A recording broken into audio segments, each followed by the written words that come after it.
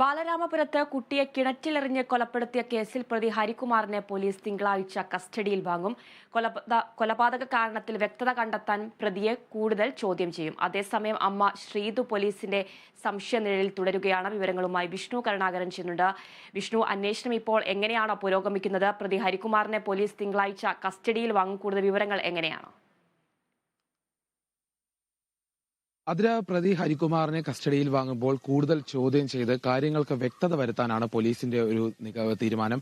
ഏതായാലും പോലീസ് അത്തരത്തിലുള്ള ശ്രമം നടത്തി വരികയാണ്. അതോടൊപ്പം ശ്രീധുവിന് ഈ കൊലപാതകത്തിൽ പങ്കുണ്ടോ, കുഞ്ഞിന്റെ അമ്മയ്ക്ക് എത്രത്തോളം പങ്കുണ്ടോ എന്നടക്കമുള്ള കാര്യങ്ങൾ പരിശോധിച്ചു വരികയാണ്.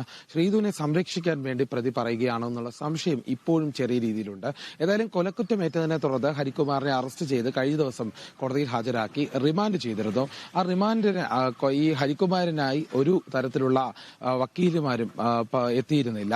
അതുകൊണ്ട് തന്നെ റിമാൻഡ് ചെയ്യുകയായിരുന്നു. അതിന് പിന്നാലെയാണ് ഇനി പോലീസ് കസ്റ്റഡി അപേക്ഷ നൽകാൻ തീരുമാനിച്ചിരിക്കുന്നത്. ഏതായാലും കസ്റ്റഡിയിലെടുത്ത് കൂടുതൽ ചോദ്യം ചെയ്യും. അതിനു മുൻപായി തന്നെ ശ്രീധുവിനെ പോലീസ് ഇന്ന് സ്റ്റേഷനിൽ വിളിച്ചു വരുത്തി ചോദ്യം ചെയ്തിരിക്കും.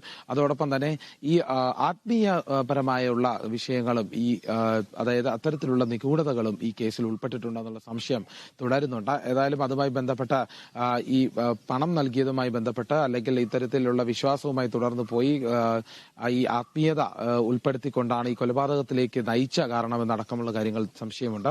ഇതെല്ലാം പോലീസ് പരിശോധിച്ചു വരികയാണ്. ഏതായാലും ഈ ഹരികുമാറിനെ പോലീസ് വീണ്ടും കസ്റ്റഡിയിലെടുത്ത് കൂടുതൽ ചോദ്യം ചെയ്യും. കൂടുതൽ ചോദ്യം ചെയ്ത ഈ മരണകാരണം അല്ലെങ്കിൽ കൊലപാതകം, കുട്ടിയെ കൊന്നതിന് വ്യക്തമായ ഒരു കാരണം എങ്ങനെയാണെന്ന് കണ്ടെത്തും.